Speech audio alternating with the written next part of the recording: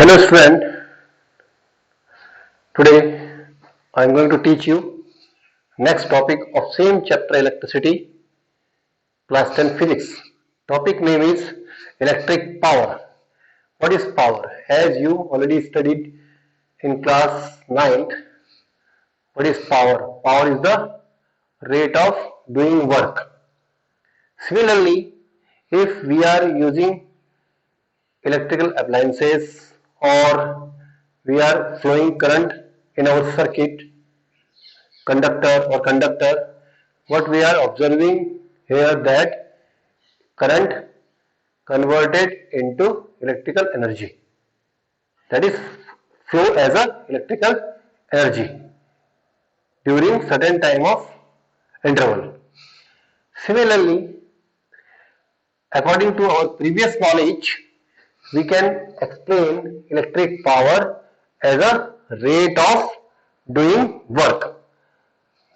This is rate of doing work. This is electric power. Okay. That means what is its formula? You have already knowledge. It is denoted by P. P is power P. Power P is equal to work upon time. That is W upon T. This is power. That is rate of doing work. Now, what is its unit? Its SI unit is joule. Joule for work. Second for time. Or we know that watt. ये हमने पढ़ा हुआ है watt. In case of electrical appliances, आपने देखा होगा bulb में भी लिखा होता है 60 watt बल्ब, पावर लिखा होता है उसका as a power. Also horse power, ये भी आपने पढ़ा हुआ है हॉर्स पावर. इन शॉर्ट हम इसको क्या बोलते हैं, एचपी कहते हैं, एचपी. और आपने पढ़ा हुआ है कि 1 HP is equal to the 746 watt. These are the unit of power. Kilowatt is another unit. Kilowatt ये भी इसकी एक अलग यूनिट होती है. That means among these three unit, kilowatt is greatest unit because it is 1000 watt. कितनी होती है? 1000 watt के इक्विवेलेंट होती है, इसलिए ये सबसे बड़ी यूनिट होगी. This is the electrical power, that is rate of doing work, is called as electric power. Now, what is its formula? हम इसके अगर फॉर्मूले निकालने चाहें तो फॉर्मूले क्या क्या होंगे और फॉर्मूले में इसके कैलकुलेट कर सकते हैं. जैसे हमने पहले पढ़ा हुआ है कि हमने क्या पढ़ा हुआ है, एज वी नो दैट हमारे पास क्या नॉलेज है, हमारा नॉलेज है V is equal to W upon Q. ये हमने पढ़ा था ना इलेक्ट्रिकल पोटेंशियल में.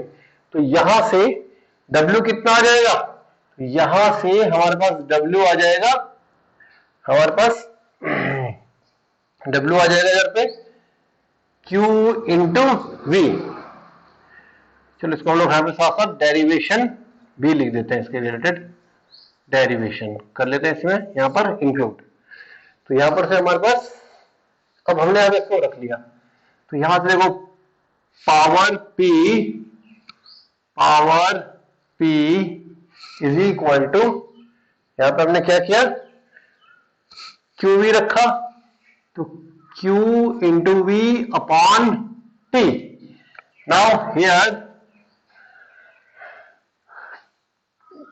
Q अपॉन T क्या होता है, हमने पढ़ा हुआ, देखो as we know that Q upon T is equal to current I, ये हमें पता है. तो यहां पर से हमारे पास P का फॉर्मूला क्या आ जाएगा, I इंटू V. एक फॉर्मूला ये आ गया है हमारे पास. और अब यहां पर दूसरा फॉर्मूला और निकाल सकते हैं हमने। आई इज इक्वल टू हमने क्या पढ़ा हुआ है, since we know that I is equal to V upon R, V upon R, if I is equal to V upon R, then power is equal to V upon R into V. That means power P is equal to V into V, V square upon R. This is another formula of power. Now we can find more formula. Again we know that by Ohm's law V is equal to I into R. Ohm's law से हमें क्या पता है, V is equal to I into R, V is equal to I into R. अगर हम I into R रखेंगे यहाँ पर तो क्या होगा, P is equal to I into R whole square हो गया यहाँ पर, और अपॉन कितना हो गया R, और ये R से ये R हमारा कैंसिल हो गया, V is equal to I into R. यहां पर लिख देता हूं मैं फिर से again I into R. R से R कैंसिल, तो हमारे पास P का फॉर्मूला क्या आ जाएगा स्टूडेंट, यहीं पे लिख दे रहा हूं मैं, P का फॉर्मूला आ जाएगा हमारे पास I square R. This is all about power. Again power is the rate of doing work, so that it is denoted by P, work upon time. SI unit is joule per second or watt. Watt. Another units are HP, horsepower, kilowatt. 1 horsepower is 746 watt. As well as derivation थोड़ा हमने किया इसका, कि हमें पता है V is equal to W upon Q से, यहाँ से हमने W की वैल्यू कैलकुलेट की और इसके दो फॉर्मूला निकाले, फिर वहां की I ये सब ओम्स लॉ अप्लाई करके ये हमने इसके और फॉर्मूला निकाले, पी के 3 फॉर्मूले हमारे पास हो गए. तो कौन कौन से हो गए यहाँ पर, I square R, I V and V square upon R. This is all about power. Third we have next topic, commercial unit of electric energy. What is the commercial unit of electric energy? Commercial unit of electric energy is basically kWh, that is kilowatt hour, kilowatt hour. Or in other general terms, it is also known as unit. जैसे हम लोग देखते हैं कि हमारे metre में जो reading आती है, हम बोलते हैं एनर्जी हमने कंज्यूम की इतनी यूनिट, हमारा मीटर रीडर आता है तो हम मीटर रीडर आता है, मीटर रीडर में बताता है आपने इतनी 1 मंथ में 400, 500, 600 यूनिट कंज्यूम की है, तो इन जनरल वो बोलता है. तो उसका मतलब यूनिट से मतलब उसका क्या होता है स्टूडेंट, बेसिक यूनिट से मतलब होता है उसका आपने इतने किलोवाट आवर एनर्जी कंज्यूम की है. तो अगर उसको हम लोग देखें तो this is equivalent to 3.6 into 10 to the power 6 joule. 1 kWh या 1 यूनिट किसके इक्विवेलेंट होती है, इसको हम लोग ऐसे भी लिख सकते हैं, और 1 यूनिट जो 1 यूनिट है, 1 यूनिट बेसिकली या 1 kWh ये किसके इक्विवेलेंट है, 3.6 into 10 to the power 6 joule के इक्विवेलेंट है स्टूडेंट. अब ये कैसे निकलेगी, इसको हम निकाल भी सकते हैं.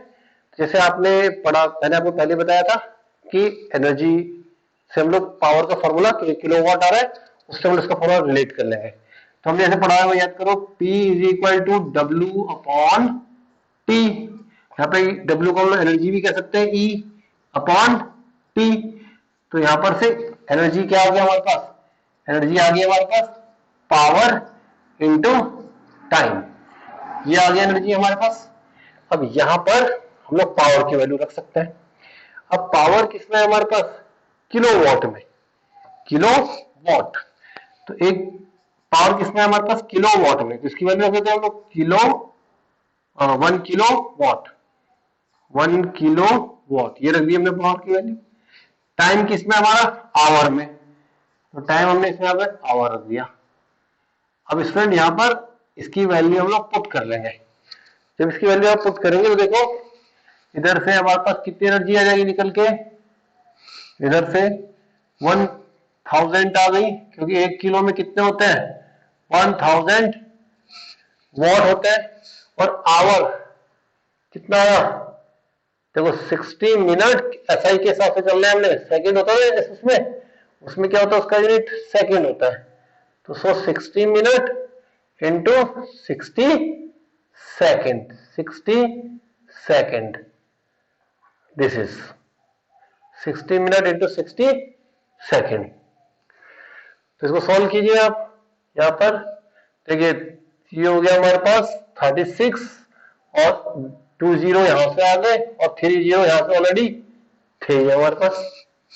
तो इसको अगर हम लोग पावर में कन्वर्ट करें स्टैंडर्ड फॉर्म मैथमेटिक्स के अकॉर्डिंग 1 2 3 4 5 6 1 प्लेस के बाद स्टैंडर्ड फॉर्म आपने छोटी क्लास में पढ़ी है, तो 3.6 into 10 to the power how much, 10 to the power 1 2 3 4 5 6, that is 6। और ये किसमें कन्वर्ट किया हमने, एसआई सिस्टम में, और एसआई सिस्टम में हम लोग एनर्जी को क्या बोलते हैं, जूल, क्या बोलते हैं इसको हम लोग, जूल। तो इतना एनर्जी जो हमारी इक्विवेलेंट है, इतने जूल एनर्जी इक्विवेलेंट है हमारी किसके, 1 kWh के, this is equivalent to 1 kWh। तो इस तरीके से हम लोग इसको कैलकुलेट कर सकते हैं। Please note down this student. Now student we have next topic, heating effect of electric current। इसका मतलब क्या है, that means current का effect as a heat, that means electric energy is converting heat energy, this is the heating effect of electric current। when we give electric energy to any electrical appliances, it convert electric energy into heat energy। for example हमने देखा हुआ है बहुत सारे examples है हमारे पास, जैसे हमारा हीटिंग रॉड्स होती है, गीजर होता है, तो करता क्या है, ये सब डिवाइसेस क्या करते हैं, अप्लायंसेस, ये इलेक्ट्रिकल एनर्जी को लेंगी एज ए इनपुट और एज ए आउटपुट हमें क्या देंगी, इलेक्ट्रिक एनर्जी को कन्वर्ट करके हीट एनर्जी के फॉर्म में ये हमें प्रोवाइड करती है, और जिसमें हम लोग इलेक्ट्रिक एनर्जी को हीट एनर्जी में कन्वर्ट करके लेते हैं। जैसे हम लोग देखते हैं हीटर, हीटर भी हमारा एग्जांपल है इसका, हीटर, आयरन, ये सब क्या कर रहा है, इलेक्ट्रिक एनर्जी को कन्वर्ट कर रहा है हीट एनर्जी में।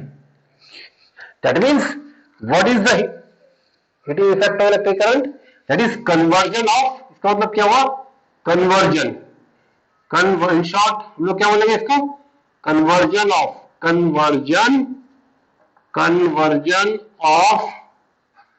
कन्वर्जन ऑफ इलेक्ट्रिक एनर्जी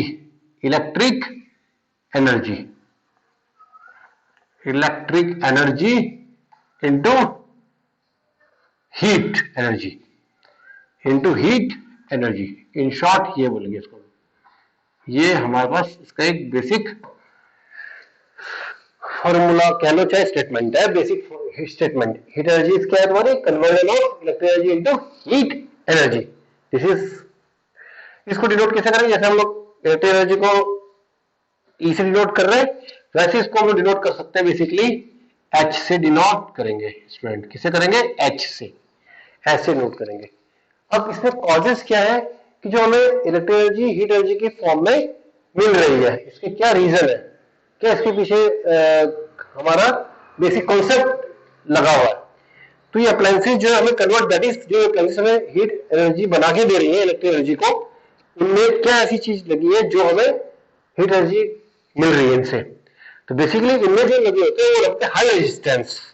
तो कॉज क्या है इसका कि ड्यू टू हाई रेजिस्टेंस, इनमें होता है हाई रेजिस्टेंस लगा होता है। या आपको ध्यान होगा जब मैंने आपको रेजिस्टेंस पढ़ाया था, रेजिस्टेंस क्या होता है, resistance is the collision of electrons with other ions.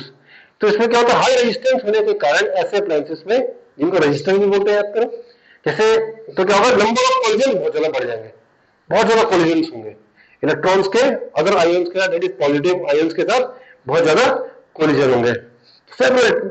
During low time of interval, least time of interval, several collision will be there. तो उससे क्या होगा, इसकी रेजिस्टेंस वैल्यू बढ़ जाएगी, दैट इज हीट ज्यादा कन्वर्ट होगी फ्रॉम इलेक्ट्रिकल एनर्जी। अब ये यानी कि उसमें लगा क्या होता है, हाई रेजिस्टेंस वाले कौन से हमारे पास सब्सटेंस है, बेसिकली वो क्या होता है, एलॉय। वो एलॉय में इसमें लगे होते हैं, एलॉय के कारण जो हीट एनर्जी हमें मिलती है इलेक्ट्रिकल एनर्जी से। This is the heat effect of heating effect of electrical energy.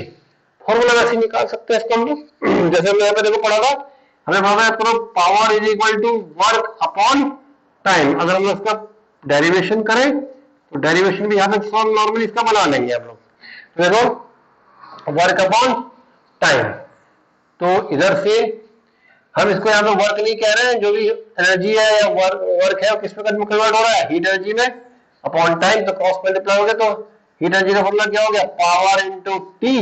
और पावर के फॉर्मूला आपने बहुत सारे पड़े हुए, याद करो, आपने पावर का फॉर्मूला एक पढ़ा था, P is equal to I into P, current into potential, ये पढ़ा था आपने।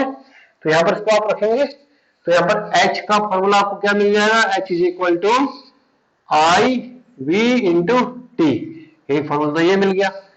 एक दूसरा फॉर्मूला हो जाएगा यहाँ पे, याद करो, पी का फॉर्मूला आपने और पढ़ा था, P is equal to I square R, I square R. New formula will be H is equal to I square R T, I square RT, and the formula. This formula is also known as Joule law. इसको Joule's law भी बोलते हैं।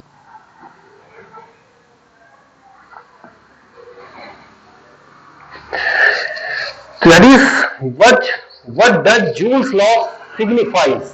तो Joule's law क्या बताता है हमें कि according to Joule's law, H is directly proportional to the square of electric current.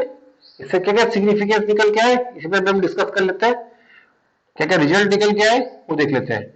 और दैट मींस हीट एनर्जी, इसका मतलब क्या है, डायरेक्टली प्रोपोर्शनल मतलब क्या है, हीट एनर्जी ज्यादा से ज्यादा मिलेगी जब करंट ज्यादा से ज्यादा फ्लो करेगा, इस पर डिपेंड करता है, directly proportional to the square.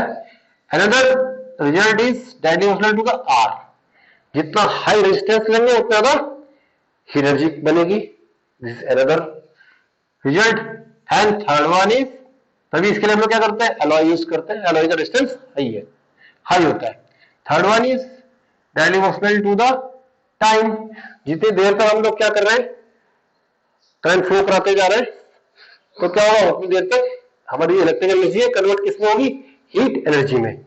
This is all effects of joules, these are the all effects of Joule's law. Now another formula we can also derive from this. This is P is equal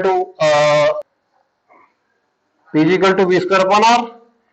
तो P is equal to V square upon R से हम लोग यहाँ पर इसको put कर लेंगे, तो V square upon R into T. This is another formula. These are formulae of heating effect of electric current. Now student, we have next topic, application of the heating effect of electric current. As we have already discussed about what is heating effect of electric current, conversion of electric energy into heat energy is known as heating effect of electric current. On the basis of this concept, several devices are made. One of them is electric heater, electric bulb, fuse and other devices are also. First one electric heater है। Electric heater जो होता है वो क्या करता है, वो electric energy को हीट एनर्जी में कन्वर्ट करके देता है हमें। और इसमें ये कैसे दे रहा है, इसमें एलॉय लगा होता है, एलॉय हम लोग यूज करते हैं, वो केवल एलॉय होता है नाइक्रोम। इसका जो होता है रेजिस्टेंस हाई रेजिस्टेंस होता है, दैट इज इसके पास रेजिस्टर होता है। और ये जब क्या होगा, टेम्परेचर अप्रोक्सीमेटली 900 डिग्री सेंटीग्रेड तक इसका टेम्परेचर पहुंचेगा, 900 डिग्री सेंटीग्रेड तक टेम्परेचर पहुंचेगा, तो ये रेड हॉट हो जाएगा, वो लाल हो जाएगा और ग्लो करेगा, और इससे हमें जो इलेक्ट्रिक एनर्जी है वो किसमें मिलेगी, हीट एनर्जी के फॉर्म में मिलेगी हमें। Next one is electric bulb. Electric bulb में हम लोग देखते हैं लाइट मिलती है, इलेक्ट्रिक हमें बिल्कुल लाइट मिल रही है, लाइट एनर्जी मिल रही है, इलेक्ट्रिक एनर्जी कन्वर्ट हो किसमें मिल रही है, लाइट एनर्जी मिल रही है। तो वो भी गर्म ही होता है, उसमें भी गर्म होता है। तो मिलती कैसे बेसिकली, यहाँ पर देखो इसमें जो लगा होता है टंगस्टन, इसमें टंगस्टन मेटल यूज करते हैं और इसका मेल्टिंग पॉइंट होता है, बहुत हाई मेल्टिंग पॉइंट होता है 3380 डिग्री सेल्सियस। तो इसमें क्या होगा, ये गर्म होगा और जो उसके जो फिलामेंट है, टंगस्टन का जो बना हुआ फिलामेंट है, वो उससे जो इलेक्ट्रॉन्स की स्पार्किंग होती है, इलेक्ट्रॉन निकलते हैं, इलेक्ट्रॉन निकलते हैं। तो जो इलेक्ट्रॉन निकलते हैं तो स्पार्किंग के कारण क्या होता है, लाइट निकलती है। तो ये क्या करता है, लाइट एनर्जी देता है। उसमें हम लोग देखते हैं गर्म भी, उसमें हीट भी निकलती है और गर्म भी होता है। अच्छा, इसमें जो होता है एक चीज और है, इसमें अनरिएक्टिव गैसेस भरी होती है, आर्गन एंड नाइट्रोजन, इसमें अनरिएक्टिव गैसेस होती है। और अब अगला आता है हमारे पास फ्यूज। फ्यूज क्या करता है, हमारा फ्यूज ऐसी डिवाइस है जो हमारे सर्किट को क्या करता है, किसी भी एक्सीडेंशियल कंडीशन से बचाता है। दैट इज, अगर किसी हमारे सर्किट में या हमारे घरों में लाइट करंट बहुत ज्यादा आ गया, ह्यूज अमाउंट पे करंट आ गया, तो हम लोग देख सकते हैं वहां पर स्पार्किंग हो सकती है, वहां पर हमारा ओवरलोडिंग हो सकती है, शॉर्ट सर्किटिंग हो सकती है। तो उस सब से बचाने के लिए हम लोग फ्यूज लगा के रखते हैं, जिससे हमारे अप्लायंसेस बिल्कुल सेफ रहते हैं और वो प्रॉपरली वर्क कर सकते हैं। तो इसमें होता क्या है, बेसिकली ये थिन प्लेटेड कॉपर वायर का एक छोटी लेंथ का ही होता है। ये एक ऐसे करके आजकल तो एडवांस आ रहे हैं, पहले बहुत सारे तरह के बनते थे, अलग अलग तरह की। यहाँ पे ऐसे करके कैपिंग होती है आजकल वाले में इस तरह में, यहाँ पर एक ऐसी वायर लगी होती है इस तरीके से। तो ऐसा करके इसमें वायर लगी होती है, कॉपर प्लेटेड वायर। ये क्या करती है, ये बेसिकली इसका लो मेल्टिंग पॉइंट होता है, और बट इसका रेजिस्टेंस जो होता है, नॉर्मल जो वायर हमने लगा रखी है अपने घरों में, कॉपर वायर, अपनी इलेक्ट्रिसिटी फिटिंग के लिए, इलेक्ट्रिसिटी यूज के लिए, फ्लो कराने के लिए, उसके कंपेरेटिवली इसका रेजिस्टेंस हाई होता है। तो अब क्या होगा, कभी मान लो ह्यूज अमाउंट पे करंट आ गया, तो क्या होगा, मैक्सिमम कोलिजन होगा, आयंस टकराएंगे इलेक्ट्रॉन्स के साथ, तो उससे कोलिजन होगा, हीट बढ़ेगी। तो हीट बढ़ने से क्या होगा, वो वायर, हमारी दो वायर जो चल रही है सर्किट में, आगे पढ़ेंगे हम लोग वापस में, that is live wire, face और न्यूट्रल वायर, वो उनके इंसुलेशन क्या होता है, डैमेज हो जाते हैं। इंसुलेशन डैमेज होने से वो वायर आपस में कांटेक्ट में आ सकती है, इससे क्या होगा, शॉर्ट सर्किटिंग का प्रॉब्लम आ सकता है। तो उससे सेव करने के लिए या हमारे डिवाइस और अदर तरीके से बचाने के लिए फ्यूज हम लोग यूज करते हैं। तो फ्यूज एक हमारी अलग डिवाइस है। तो ये सब आज हमने पढ़ा student. I hope you understand all these topics.